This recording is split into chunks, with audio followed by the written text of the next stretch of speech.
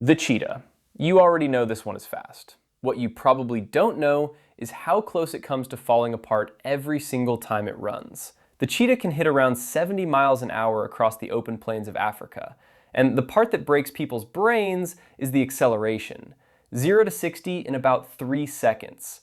That's quicker off the line than most supercars, and it's doing it on legs thinner than a broom handle. The engine behind all of this is the spine. A cheetah's back coils and releases like a loaded spring, flinging the rear legs out past the front so each stride stretches to over 20 feet of ground. Longer strides, faster turnover, plain physics. The body acting as one big rubber band. But here's the thing about a body built this aggressively. Most people think the cheetah is some tireless long-distance runner. It isn't, not even close. It can only hold top speed for about 20 to 30 seconds before its core temperature climbs toward the danger zone and the sprint can genuinely start cooking its own brain. So overheating fast enough means catching dinner and surviving dinner are two completely separate problems. Speed always costs something, and for the cheetah, the bill comes due in about 30 seconds. Nature basically built a Ferrari and bolted on a fuel tank the size of a shot glass. The fastest land animal on Earth is also one of the quickest to quit, because the only other option is running itself to death. The Peregrine Falcon. Right now, somewhere over a city or a cliff in Europe, there is an animal moving faster than the cars on your highway, faster than a falling skydiver, and it's doing it on purpose, head first, to kill something. In ordinary flapping flight, the peregrine is quick, but honestly forgettable. The number that crowns it the fastest animal alive only shows up the instant it points itself straight down. That dive, called a stoop, has been clocked at around 240 miles an hour, with some experimental dives suggesting it can push even higher. 240 miles an hour. That's faster than a Formula One car flat out on a straight. Drop it from cruising height, and it would cross the length of a football field in under a second. And this isn't powered flight at all. It's a controlled fall. The Falcon trades altitude for raw speed, folding into a tight teardrop so the air slips past instead of shoving back, then steering with tiny flicks of its tail at velocities that would knock a human straight unconscious. Speed costs the peregrine too. At those numbers, one bad angle and the air itself can rip a wing apart. To survive its own dive, it grew cone-shaped baffles inside its nostrils, basically tiny aerodynamic boogers that keep the rushing air from blowing its lungs out. Engineers later studied those nostrils to help design jet engines, which means a bird quietly out-engineered us. The fastest creature on the planet doesn't fly fast at all. It just falls better than anything alive. Out here, the fastest thing alive isn't running from anything. It's falling on purpose. The pronghorn. Picture an animal so fast it has nothing left to outrun. That's North America's pronghorn, tearing flat out across the plains, escaping a predator that's been dead for 10,000 years. It's wildly faster than anything that currently hunts it, and the reason why is one of the strangest leftovers in all of biology. A pronghorn tops out around 55 miles an hour, but the real flex is endurance. It can hold 40 miles an hour for 7 straight miles. A cheetah quits in half a minute. The pronghorn could run a pace over distance that no other large land animal on Earth can touch, packing an oversized windpipe, heart, and lungs into a lightweight frame full of hollow bones. So why does a deer-sized animal need cheetah-grade speed when nothing out there can keep up? Because for most of its history, the pronghorn shared those plains with the American cheetah, a real big cat fast enough to match it stride for stride. That cat vanished at the end of the Ice Age. The pronghorn kept the speed.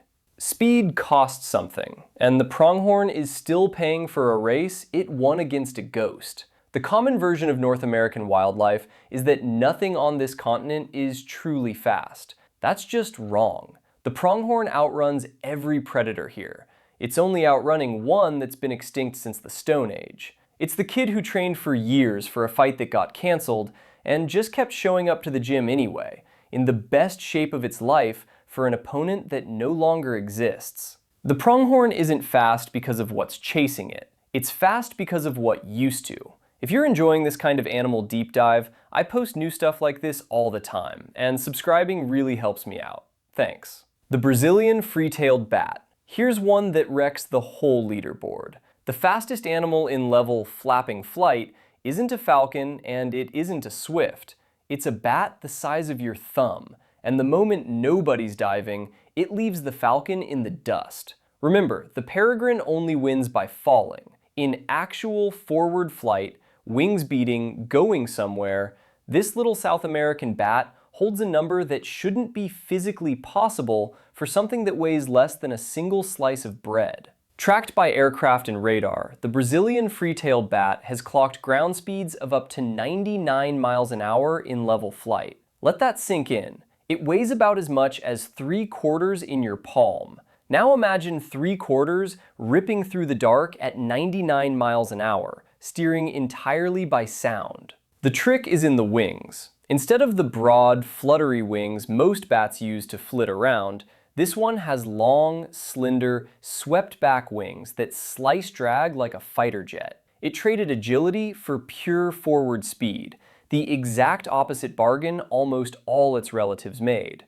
Despite the old reputation, bats aren't clumsy night blunderers crashing into your hair. This one is among the most aerodynamically refined flyers on the planet, hitting highway speeds in total darkness. When researchers first ran the radar numbers, they double-checked the equipment, because a bat going 100 miles an hour reads like a measurement error. Basically a flying mouse fast enough to get a speeding ticket. The falcon needed gravity to break its record. The bat just flapped. The Red Kangaroo, Australia's fastest animal, gets there by throwing its entire body through the air, over and over. And the genuinely wild part is that going faster actually costs it less energy. Most animals burn more fuel the harder they push. The kangaroo found a loophole, and it's hidden in its tendons. A red kangaroo can hit around 44 miles an hour in a sprint and cruise at 25 for nearly 2 miles without much trouble. A single bound covers up to 25 feet. Scale that to a human and you'd be long jumping clean across 4 parked cars in one leap, then doing it again and again without ever slowing down. The secret is a pair of massive Achilles tendons that work like pogo stick springs. Every time the kangaroo lands, those tendons store the impact and then fling it right back into the next hop. So past a certain speed, it barely spends any extra effort to go faster. The bounce does the work for free. If speed always costs something, the kangaroo found the cheapest deal on Earth, borrowing the energy straight back from the ground. Most people assume hopping is a goofy, inefficient way to get around. It's actually the opposite. Above a certain pace, bouncing costs the kangaroo almost nothing, which is exactly why it can hold speed far longer than a same-sized animal that runs. Somewhere along the line, nature looked at legs, said no thanks, and installed springs instead. It's the only athlete alive that gets less tired the faster it goes. The kangaroo doesn't run to go fast. It bounces, and physics quietly pays the difference. The brown hare. There's an animal out in the fields across Asia that could outsprint Usain Bolt without breaking a sweat, and most people stroll right past it thinking it's just an oversized rabbit.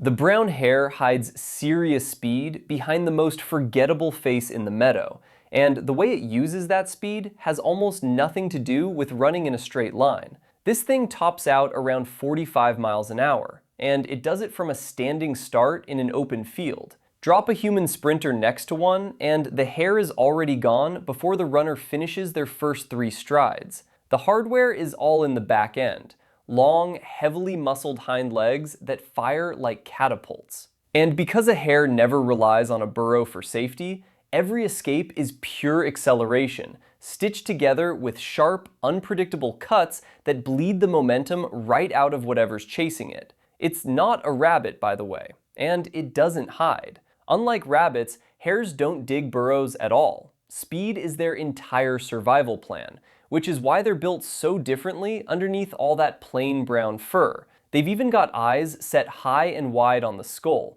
for nearly 360 degrees of vision while fleeing. So this is an animal that would medal at the Olympics, and then turn around and challenge the silver medalist to a fist fight, which, given how hard hares actually box each other in spring, is not even a joke. A creature that looks like dinner and runs like a getaway car. You've probably stood within a few feet of one of the fastest land animals in Asia and quietly assumed it was lunch. The Gentoo Penguin. The fastest living thing on the coldest continent on Earth looks, on land, like a tuxedoed cartoon that's running late for a meeting. Put that same penguin in the water, and it turns into a torpedo. On the ice, it's almost comically slow, waddling along in dress shoes 2 sizes too small. The number that makes it Antarctica's speed champion only shows up the second it vanishes under the surface. Down there, a Gentoo penguin swims at around 22 miles an hour, the fastest of any diving bird alive. And 22 might not sound like much, until you remember it's moving through water, which is roughly 800 times denser than air. That's like sprinting through a swimming pool faster than most people can pedal a bike on dry pavement. To pull it off, the Gentoo went the exact opposite direction from a flying bird. Its wings stiffened into rigid paddles, and its bones turned solid and heavy instead of hollow and light, so it can power straight down through dense water instead of getting floated back up to the top. It even releases trapped air from its feathers mid-swim, wrapping itself in a thin coat of bubbles that slashes the drag. Speed, it turns out, doesn't care which element you're built for. And despite the waddle, penguins aren't failed birds that forgot how to fly. The Gentoo didn't lose the sky by accident. It traded it, on purpose, to become the fastest swimmer wearing feathers on the entire planet. It can't fly a single inch through the air. Underwater, nothing else with feathers can catch it. The sailfish. For decades, the title of fastest fish in the sea belonged to the sailfish, clocked at a blistering 68 miles an hour. There's just one problem with that famous number, and scientists have spent years quietly pulling it apart. Its speed record is everywhere. Textbooks, documentaries, trivia nights, plastered across every list of the ocean's fastest animals. The catch is that nobody may have ever actually measured it. That tidy 68 mile an hour figure came from a single fish, stripping 100 yards of fishing line in 3 seconds, while it was leaping out of the water, not swimming level, and not under anything close to controlled conditions. So researchers strapped accelerometers onto real sailfish, recorded them actually swimming, ran the numbers, and basically said, "Who on earth told you 68? The careful modern measurements put the bursts closer to 22 miles an hour. That's not a small correction. That's the difference between a highway and a school zone. The common version of the sailfish's record is, at best, completely unproven. Strip away that one dramatic leaping fish, and the real data drops the legendary speed by more than half, which means the most famous number in the entire ocean might be mostly folklore. They even suspect that gorgeous sail on its back is for herding prey, not for going fast. Speed always costs something, and for the sailfish, the cost was the truth, a legendary record that may have been paid for entirely in exaggeration. So the ocean's fastest fish might just be a perfectly normal fish with a genuinely world-class publicist. The fastest fish in the sea might not even be fast at all. We just never actually checked. If you made it all the way out here with me, I post brand new animal deep dives like this every single week. So hit subscribe and I'll see you in the next one. Thanks for watching.